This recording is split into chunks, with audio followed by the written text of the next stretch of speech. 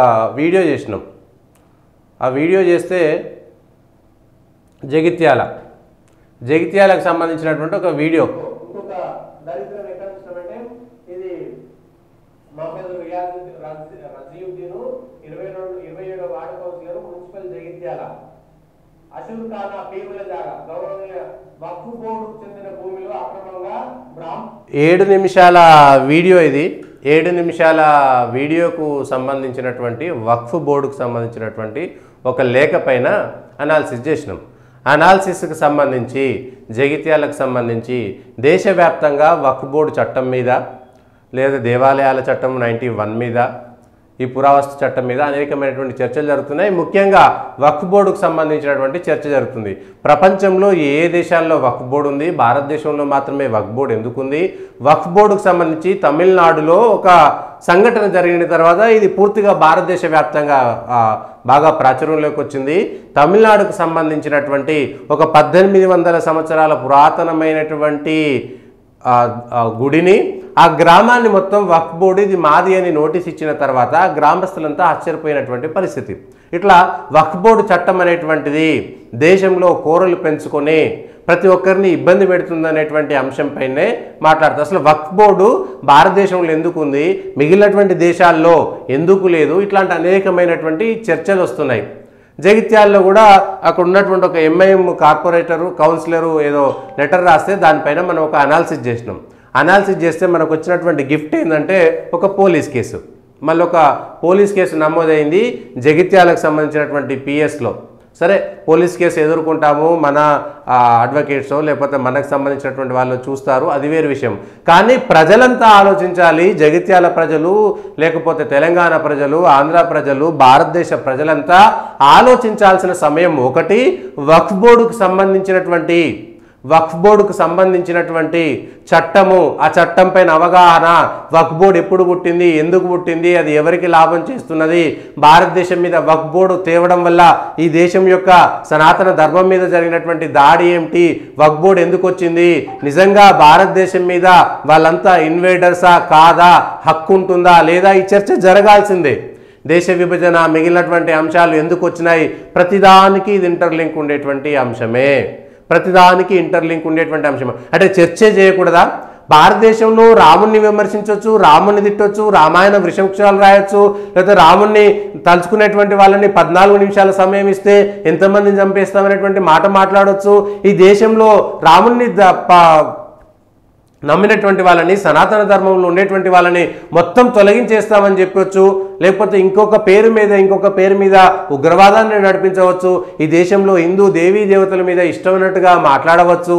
కానీ ఒక చర్చ చేస్తే కూడా తట్టుకోలేక ఒక కేసు పెట్టారు అంటే మరి ఈ దేశంలో హిందువుల మీద, హిందూ సాంప్రదాయాల మీద, ధర్మం మీద వందల సంవత్సరాలుగా దాడులు జరుగుతున్నాయి. మనకు సజీవ సాక్ష్యాలుగా ఉన్నాయి. అనేకమైనటువంటి గుళ్ళను దోచుకొని అనేకమైనటువంటి గుళ్ళల్లోకి వెళ్తే ఇప్పటికీ శిథిలావస్థలో ఎందుకున్నాయనేటువంటిది ప్రతి ఒక్కరికి తెలిసినటువంటి చరిత్రే. అయితే అది వదిలేద్దాం బై, గతంలో జరిగింది అనేటువంటి మన చరిత్రను మనమే నాశనం చేసుకుంటామా? ఇగో ఒక్కసారి ఆలోచించాలి. ఈ వీడియో పెడితే వీడియోలో 10 మందో 20 మందో ఆ వక్ఫ్ బోర్డుకు సంబంధించినటువంటి వాళ్ళు కేసు పెట్టగలిగారే. కానీ మరి ఈ వక్ఫ్ బోర్డు మీద లక్షలాది మంది, వేలాది మంది, కోట్లాది మంది ఉన్నటువంటి వాళ్ళందరూ కూడా దీని ద్వారా జరిగినటువంటి అన్యాయాన్ని ప్రశ్నించడానికి ఎవరు మద్దతు తెలపడం లేదనేటువంటిది ఈ చూస్తున్నటువంటి ప్రతి ప్రేక్షకుడు ఒకసారి ఆలోచించాల్సినటువంటి అంశము. కేసులు పెడుతుండవచ్చు. ఈ దేశం కోసం అనేక మంది ఛత్రపతి శివాజీలు, అనేక మంది రాణా ప్రతాప్లు ఈ దేశంలో ధర్మం కోసం ప్రాణాలు అర్పించి ఉండవచ్చు. అట్లాంటి ప్రాణాలలో మన ప్రాణం పెద్ద విలువ కాదు. కానీ జరిగినటువంటి అంశం పైన చర్చ కూడా చేస్తే తట్టుకోలేనటువంటి స్థితిలో ఉన్నారు. అయితే అది వక్ఫ్ బోర్డుదా కాదా, ఈ దేశంలో ఈ మట్టి మీద వక్ఫ్ బోర్డుకు ఎంత హక్కు ఉంటుందనేటువంటి అంశం పైన చర్చ జరగాల్సిందే. జరిగినటువంటి తప్పులను, జరిగినటువంటి చరిత్రలో జరిగినటువంటి దోపిడీని ఒక్కసారైనా చర్చించకూడదా, చెప్పకూడదా? ఈ దేశంలో రాముణ్ణి విమర్శించేంత స్వేచ్ఛ ఉంటుంది, ఈ దేశంలో శివుణ్ణి విమర్శించేంత స్వేచ్ఛ ఉంటుంది, ఈ దేశంలో గుళ్ళను గుల్లగొట్టేటువంటి స్వేచ్ఛ ఉంటుంది, ఈ దేశంలో గుడిని విమర్శించేంత స్వేచ్ఛ ఉంటుంది. కానీ ఇతరుల గురించి ఒక మాట మాట్లాడితే తట్టుకోలేనటువంటి పరిస్థితి ఎందుకు వస్తున్నది? ఈ దేశంలో ఎవరు శాంతి కాముకులు, ఎవరు పరమత స్వేచ్ఛను ప్రసాదించారు, ఎవరు ఇతరులపైన కారుణ్యం కలిగి ఉన్నవారు, ఎవరు ఇతరుల పట్ల కాఠిన్యం కలిగి ఉన్నవారు అనేటువంటి అంశాన్ని దీని పట్ల మనం అర్థం చేసుకోవచ్చు. ప్రతి ఊర్లో, ప్రతి గ్రామంలో ఈ చర్చ జరగాల్సిందే, ప్రతి వీధిలో చర్చ జరగాల్సిందే, ప్రతి ఇంట్లో ఈ చర్చ జరగాల్సిందే. చర్చ జరగాల్సిందే ఈ దేశంలో. ఎక్కడ ఏ దేశంలో ఉన్నాము ఏమి అనేటువంటి అంశం పైన కూడా క్లారిటీ ఇవ్వాల్సిందే. లేకపోతే ఇవ్వాల కాదు, 1947లో భారతదేశం ఎట్లయితే విభజన జరిగిందో, ఇంకా మనం ట్యాక్సులు కట్టలేదు, మా మీద ట్యాక్స్ వేసిండు, మాకు రోడ్డు వేయలేదు, మాకు నీళ్ళు వేయలేదు, మేము బతకాలనా వద్దా, మరి అందరికీ ఉంటుంది కదా బాధ. కానీ కొందరు కొన్ని విషయాలకు మాత్రమే ఓట్లేస్తారు, కొందరు మిగిలిన అన్ని విషయాలను పట్టించుకుంటారు అనేటువంటిది జరుగుతున్నటువంటి కుట్రలను, జరిగినటువంటి కుట్రలను భవిష్యత్తును ఒక్కసారి ఆలోచించకపోతే ఈ దేశం మన చేతిలో ఉండకుండా వల్లకాడుగా మారేటువంటి అవకాశం ఉండేటువంటిది. దేశ విభజన జరిగింది ప్రత్యక్ష సాక్ష్యమా కాదా, ఈ దేశం విభజన చెందిందా లేదా, ఏ కారణం చేస్తే దేశం విభజన చెందబడింది, మరి భవిష్యత్తులో విభజన చెందడానికి ఎవరు కారణమవుతారనేటువంటి అంశాన్ని చర్చించుకోకూడదా? అది తప్ప, స్వేచ్ఛ లేదా? భారత రాజ్యాంగం ప్రకారం జరిగినటువంటి హిస్టరీలో జరిగినటువంటి అంబేద్కరే చెప్పాడు, ఈ దేశంలో ఎవరుంటే ఏం జరుగుతుందనేటువంటి అంశం పైన, ఎవరికి దేశభక్తి ఉంటుందనేటువంటి అంశం పైన స్వయంగా అంబేద్కర్ రాశారు ఈ విషయాన్ని. సరే, పొలిటికల్ వాయిస్ పైన కేసు పెడితే ఎదుర్కొంటాం, అది వేరు విషయము. చర్చ జరగాల్సినటువంటి అంశం ఉంటుంది. అట్లానే భయపెట్టినంత మాత్రాన భయపడేటువంటి సవాలే లేదనేటువంటిది ఒకసారి గుర్తుంచుకోండి. జగిత్యాల ప్రజలారా, ఈ వీడియోను మళ్ళా ప్రతి ఒక్కరు చూడండి. జగిత్యాలలో ఉన్నటువంటి 2.5 లక్షల ఓట్లు, 4 లక్షల మంది ప్రజలు, ప్రతి ఒక్కరూ ఈ వీడియో చూడండి. తప్పుంటే మాట్లాడండి. ఎవరికి మద్దతు ఇస్తారనేటువంటిది తేలిపోవాలి వాళ్ళ జగిత్యాలకు సంబంధించి. ఎందుకంటే జగిత్యాలలో జరిగినటువంటి అంశం కాబట్టి తెలంగాణ వ్యాప్తంగా, ఆంధ్ర వ్యాప్తంగా, దేశవ్యాప్తంగా చర్చ జరగాల్సిందే. ఎవరి పక్షంలో ఉంటారనేటువంటిది కూడా చర్చ జరగాల్సిందే. దానికి సంబంధించినటువంటి అంశం ఇది. జగిత్యాల వక్ఫ్ చెరలో జగిత్యాల అనేటువంటి ఒక మనం వీడియో చేసినాము. ప్రతి ప్రేక్షకుడు ఇది ఒకసారి చూడాలి.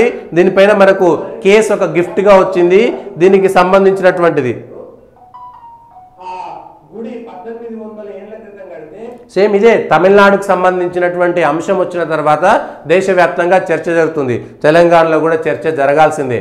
దేవాలయాల భూములేమో దేవాలయ శాఖ పేరు మీద ప్రభుత్వం చెరలో ఉంటే, ప్రభుత్వం ఇండస్ట్రియల్ ఏరియాలకి ఎవరికి పడితే వాడు ఎర్రజెండాలు పెట్టి దేవాలయాలకు భూములు ఎందుకని దేవాలయాల భూములను కబ్జా చేసి దేవాలయాలని శిథిలాలకు చేరుకుంటుంటే ఇంకా ఎన్నడూ మేల్కుంటాం మనం?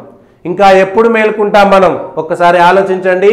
ఈ కేసుకు సంబంధించినటువంటి అంశాలను తర్వాత చర్చిస్తాము. కానీ భయపడేటువంటి సవాల్ అయితే లేదు, అది గుర్తుంచుకోండి. ఎదుర్కొంటాం. న్యాయం పక్షాన ఉన్నాం, ధర్మం పక్షాన ఉన్నాము, దేశం కోసం మాట్లాడుతున్నాం. అది క్లియర్గా చెప్పదలుచుకున్నటువంటి విషయం. ధర్మం పక్షాన మనం పోరాడేది. ఎవరి అవినీతి కోసమో అంత కాగలేదు, ఎవరి కోసమో మాట్లాడలేదు. ఒక రాజకీయ పార్టీకి సంబంధించినటువంటి అంశం కూడా కాదు, ఒక వ్యక్తికి సంబంధించినటువంటి అంశం కూడా కాదు. ఈ దేశంలో వక్ఫ్ బోర్డు మీద, దేవాలయాల మీద, లేకపోతే మిగిలినటువంటి మత మార్పిళ్ల మీద, అన్నిటి మీద చర్చ జరగాలనా వద్దా అనేటువంటిది ఇవాళ ప్రాథమికంగా ఈ దేశంలో గత 75 సంవత్సరాల స్వాతంత్రంలో మరీ దారుణంగా మొదలైంది ఈ దేశంలో చర్చ.